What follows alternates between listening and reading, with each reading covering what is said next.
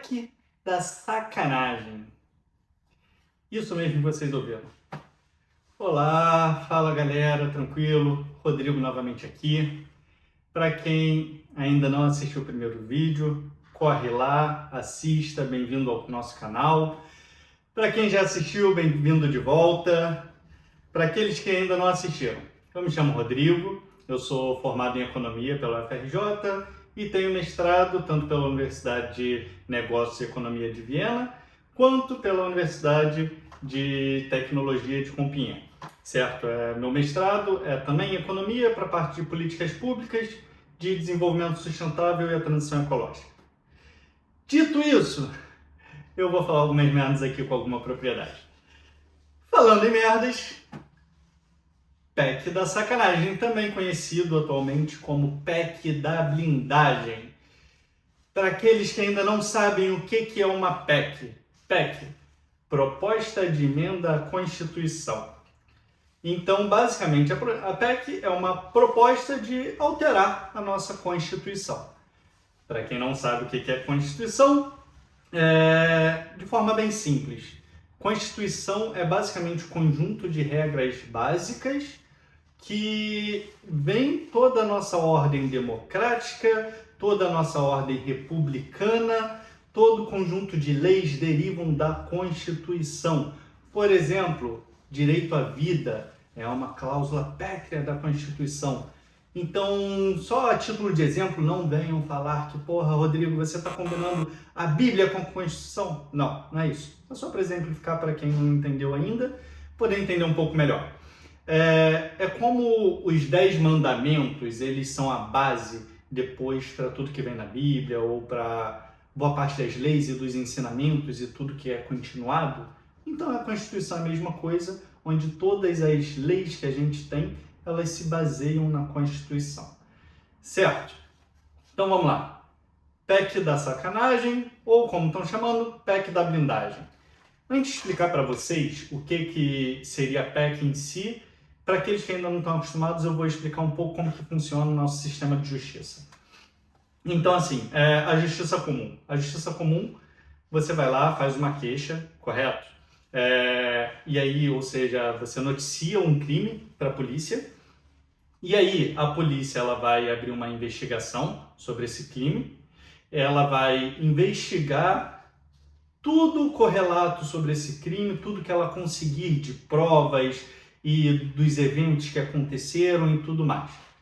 Ao final da investigação, a polícia ela vai fazer um inquérito e nesse inquérito ela vai mandar para o procurador ou para o promotor de justiça. É basicamente, para quem não sabe, o que é como se fosse o advogado de acusação. Por um lado tem o promotor, que ele apresenta a queixa, né? Apresenta a denúncia, que ele vai apresentar o crime em juízo, e do outro lado tem o advogado de defesa fazendo a defesa do suposto criminoso. Correto? E depois que o promotor ele pega e dá uma olhada no inquérito, ele vai verificar se ele acha que tem elementos suficientes para poder apresentar esse inquérito e oferecer uma denúncia. Quando ele oferece uma denúncia, isso vai para o juiz. O juiz vai pegar aquela denúncia e vai ver novamente se tem elementos suficientes para poder entrar com um processo. Beleza? Tudo certo até aqui, né? Então vamos lá. Agora eu vou explicar um pouco como que funciona o que a gente chama de imunidade parlamentar. A imunidade parlamentar, ela basicamente é um conjunto de regras específicas para todos aqueles que ocupam o cargo no Parlamento da República. O que é o Parlamento? É a Câmara dos Deputados Federais ou o Senado Federal da República, beleza? Então, para todos aqueles que são deputados federais ou senadores, eles têm alguns, vamos dizer, benefícios, ou eles têm um conjunto de regras que é para possibilitar que eles exerçam a função deles como representantes sem serem perseguidos por isso.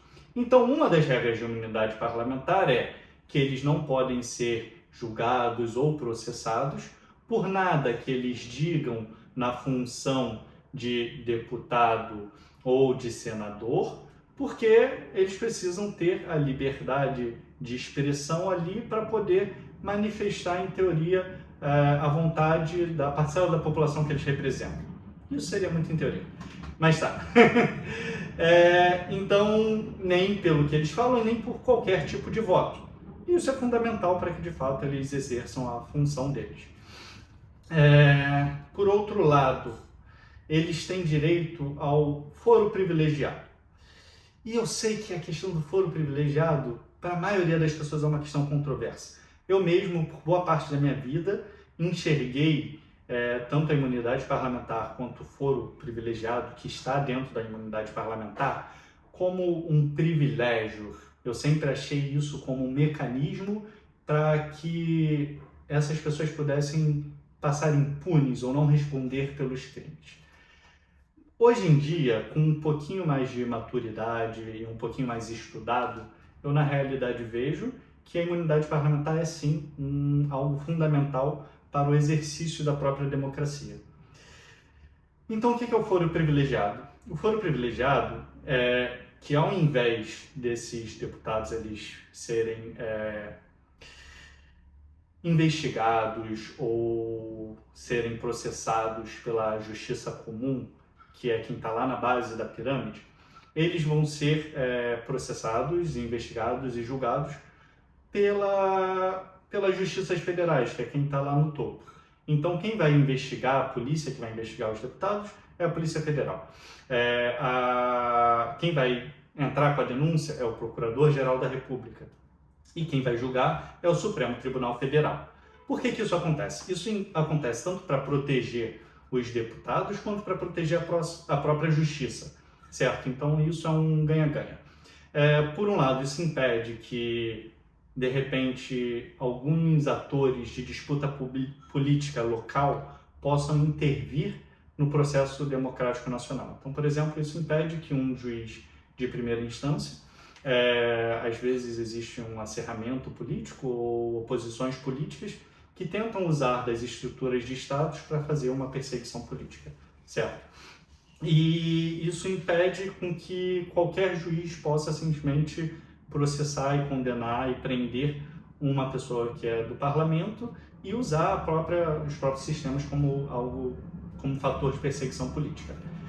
Por outro lado, isso também impede o próprio sistema de justiça, porque isso também impede que os próprios parlamentares usem a sua posição, a sua influência, a sua rede, o seu poder para poder pressionar os juizados de primeira instância, que têm muito menor visibilidade, poder com relação às instâncias superiores, a fim de oprimir ou constranger o sistema de justiça. Então, acaba que todo mundo se beneficia do sistema de foro privilegiado. Dito isso, agora vamos ao que é a PEC da sacanagem, o que estão dizendo aí, que é a PEC da blindagem. Eu acho que blindagem é muito pouco para o que estão fazendo. Então vamos começar o que é menos grave, mas que também muda.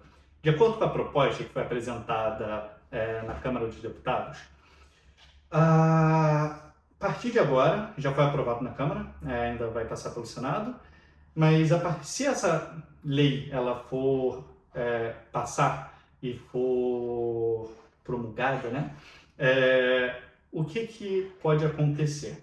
Nessa lei ela prevê que, primeiro, os presidentes de partidos, tendo sido eleitos ou não, que eles possam usufruir da imunidade parlamentar. E, mais grave ainda, essa lei, ela altera completamente o sistema de justiça no que tange à imunidade parlamentar. Hoje em dia, como eu falei, a Polícia Federal pode começar a investigação, a Procuradoria pode ver, oferecer a denúncia, se o Supremo Tribunal Federal aceitar a denúncia e abrir um processo, aí eles informam a Câmara. A partir de agora, se aceita essa lei, para poder abrir uma investigação contra qualquer pessoa do parlamento, para qualquer deputado ou qualquer senador, seria preciso antes a autorização da própria Câmara ou do próprio Senado para que fosse possível abrir essa investigação. Então, assim, basicamente, a gente conhece o nosso parlamento, é o mesmo parlamento que vota pelo aumento do próprio salário e que tem um espírito de corpo muito grande, onde um protege o outro. Então, basicamente, se for aprovada essa lei, você ter um cargo de deputado ou senador vai te permitir que você seja completamente imune à aplicação da própria lei. Isso é completamente problemático. Isso é completamente problemático porque isso é um incentivo às pessoas que estão nesse cargo a cometerem crimes, porque não vão poder ser punidas e nem investigadas. Isso é um incentivo a pessoas com mal intencionadas a quererem entrar para a política, certo? E isso é um próprio desrespeito e uma mensagem errada para a própria sociedade, que basicamente essas são as pessoas que deveriam ser o exemplo para a sociedade. E ao fazer isso, eles basicamente estão falando para a sociedade, olha, cometam crimes, porque a gente também pode. Então, assim, como diria Jack Stripador, vamos por partes. Primeira coisa, com relação à impunidade. Essa lei ela já funcionou com relação a esse pedido de autorização para a abertura de inquérito, assim, entre 1988 e 2001. Nesse período, das 250, mais de 250 pedidos de abertura de processo pelo Supremo Tribunal Federal, apenas uma foi aceita. Uma. Então a gente já vê daí que sim, vai ser a PEC da sacanagem. Vai ser a PEC onde os parlamentares não precisarão mais responder por crimes, certo? Além disso, mesmo na época que isso vigorou, que era entre 1988 e 2001, para ser aprovado o pedido, era necessária a maioria absoluta. O que significa? A maioria absoluta é você pega a quantidade total de deputados e se mais da metade desses deputados votarem a favor da quantidade total, ela é aprovada. Agora eles querem mudar para a maioria simples, que é basicamente a quantidade do total de deputados que vão estar presentes no dia. Então, se eu sou o presidente da casa e coloco isso em votação em um dia que quase não tem ninguém, vamos supor que tenha 100 deputados, eu só preciso de 50 deputados, sendo que o total é 400 e pouco, né? Então, isso é completamente problemático, mais problemático ainda. E mais do que isso, a votação ainda vai ser secreta. O povo não vai ter nem o direito de saber quem foram os deputados que votaram a favor da não abertura do inquérito ou não. Então, assim, eles literalmente, ao invés de votarem aquilo que é a favor do povo e que interessa ao povo, eles estão mais uma vez, e agora sem vergonha nenhuma na cara, votando algo que vai privilegiar eles e somente eles, e desrespeitando completamente qualquer tipo de escrúpulo, escrutínio ético. Então tá, dito isso, outro problema é que a função do legislativo é legislar. E você dá ao legislativo a função de decidir ou não quem vai ou não ser processado, que é a função do judiciário, isso quebra completamente a separação dos três poderes. Isso é completamente bizarro. E como eu disse, você imagina agora qual que vai ser o incentivo para todos aqueles que fazem parte de organizações criminosas saberem que se eles conseguirem entrar para a política, eles simplesmente não vão mais poder ser investigados e presos. Isso é um absurdo. Então, parênteses rapidinho aqui. Desculpa, mais uma vez, errei, fui moleque, esqueci de colocar um dos pontos que eu tinha pensado e acho que ninguém está falando disso por aí também, mas acho que é extremamente importante. Ainda sobre a PEC da blindagem, um dos pontos extremamente relevantes é que essa PEC da blindagem, ou PEC da sacanagem, como eu prefiro mais o nome, ela é tão problemática que, inclusive, ela pode ser usada como instrumento de poder e de perseguição política. Então a gente já sabe que os líderes das respectivas casas da Câmara e do Senado hoje em dia já detêm um enorme poder por conta das emendas parlamentares. E além disso, você pensa que a partir de agora, caso seja aprovada, eles terão o poder de decidir ou não qual inquérito contra quem vai ser aberto.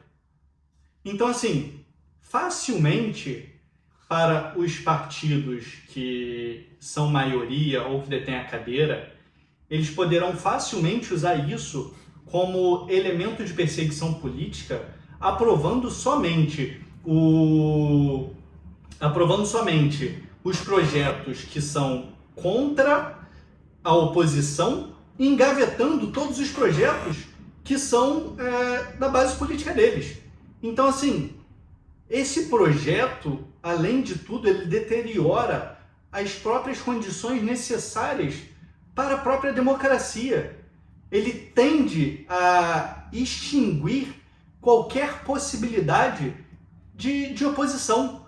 E uma das condições necessárias para a existência democrática é a possibilidade de vozes divergentes e da oposição existir. Então, assim, não tem como dar mais esse elemento de perseguição política para os líderes das respectivas casas. Bom, parênteses feito, vamos lá. Realmente, nós não podemos aceitar, nós não podemos ficar calados. Eu acho já completamente afrontoso nós termos que despender uma enorme força para poder lutar contra os interesses daqueles que deveriam estarem nos representando. Eu acho que boa parte das decisões políticas deveriam ser decididas pelo próprio povo, certo? E visto isso, eu acho que realmente nós temos que fazer o que a gente pode, panelaço, manifestação em rua, e-mail, colocar nas mídias sociais, porque realmente não dá. Acabou a vergonha da cara, acabou qualquer tipo de valor ético ou moral que existia. Vejam bem quem são os deputados que votaram a favor e contra dessa proposta e vamos tentar não reelegê-los no ano que vem, certo? Então, assim, é isso. Eu espero que vocês tenham gostado do vídeo, óbvio. Se gostaram, dá um likezinho. Se não segue nosso canal, segue o nosso canal, por favor. Coloquem aí no comentário qualquer dica de como melhorar, elogio, crítica, fiquem à vontade. E até o próximo vídeo. Por hoje é tudo. Beijinho, beijinho. Tchau, tchau.